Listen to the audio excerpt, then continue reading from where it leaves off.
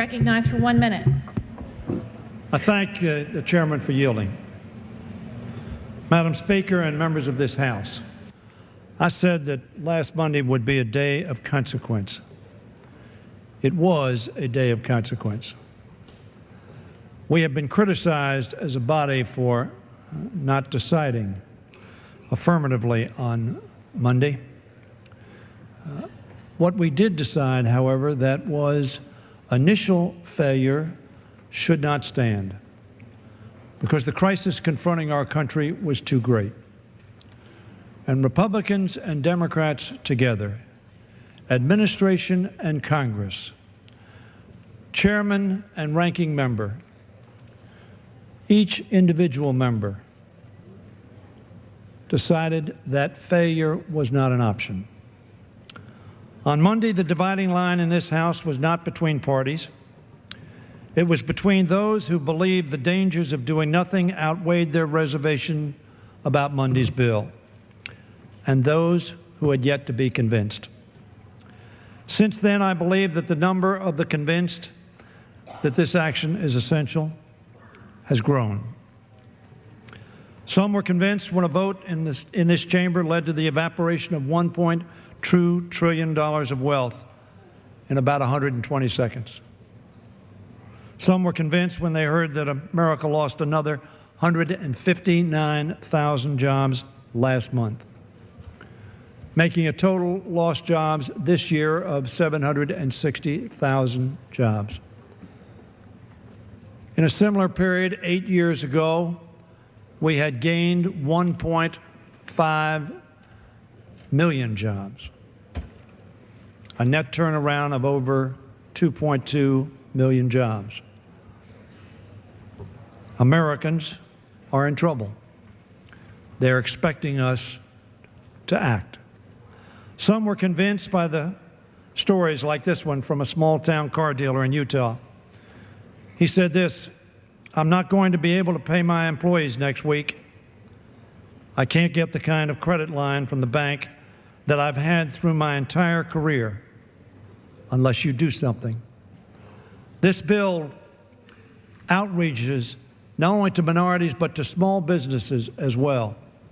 And I thank the gentlelady from California for her focus on that issue and Mr. Baucus for his focus on that issue. What happens on Wall Street is bound up with the jobs of millions on Main Street and the retirement of millions on Main Street and the homes of millions in hometown America and dreams of millions of our fellow Americans.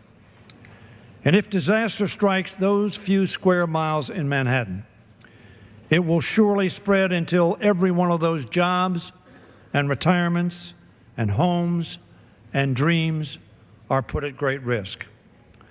This week, I've heard from the Prime Minister of Australia and Japan, who are telling us that their people are bracing themselves, worried that America will not rise to the occasions.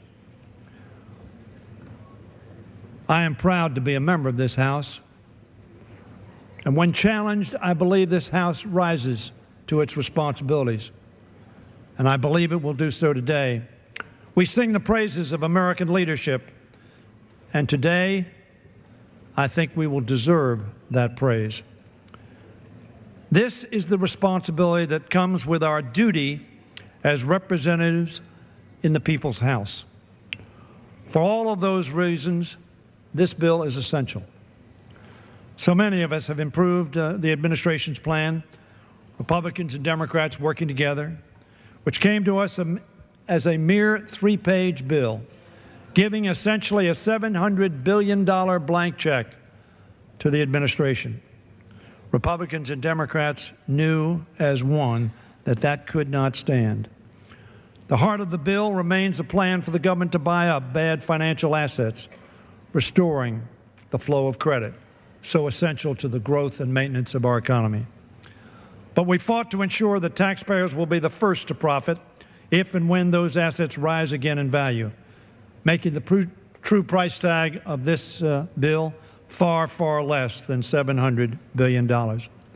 In fact, Warren Buffett, Warren Buffett, one of the most successful investors in the history of America, has said this, and I quote, "If they do it right," he said, and I think they'll do it reasonably right.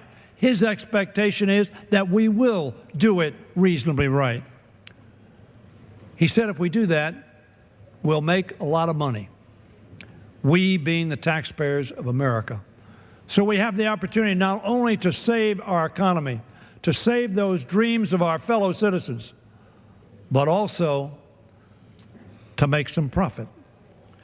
In addition, we made sure that the financial community will be obligated to pay the taxpayers back for our loan.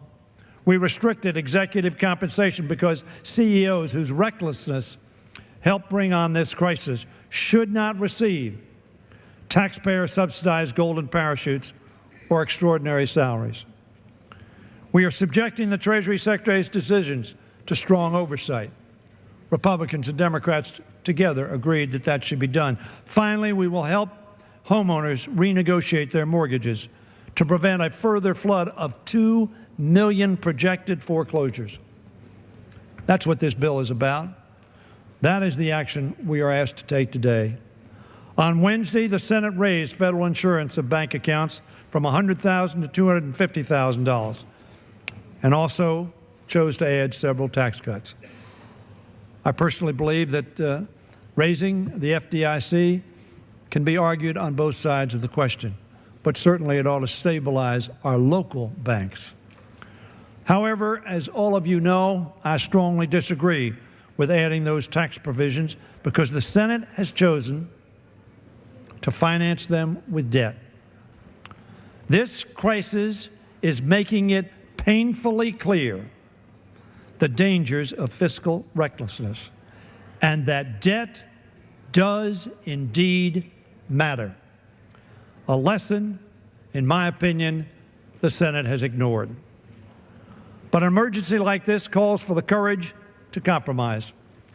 On Monday, Chairman Frank said, and I quote the chairman, "If we aren't prepared to accept some of the things we don't like, we will not have the power to deliver for the people we care about." The chairman was absolutely right. For me, those people are families unable to take out a loan to buy an appliance or pay for college. They're Americans who have worked their whole lives only to see their retirement accounts threatened. They are the millions of workers fearing a pink slip they did nothing to earn. For their sake, we must act. I urge all of us to pass this legislation. I urge all of us to vote for this legislation. I know there will be some who will not vote for this legislation, and I want them to know that I respect their judgment. We have a difference of opinion.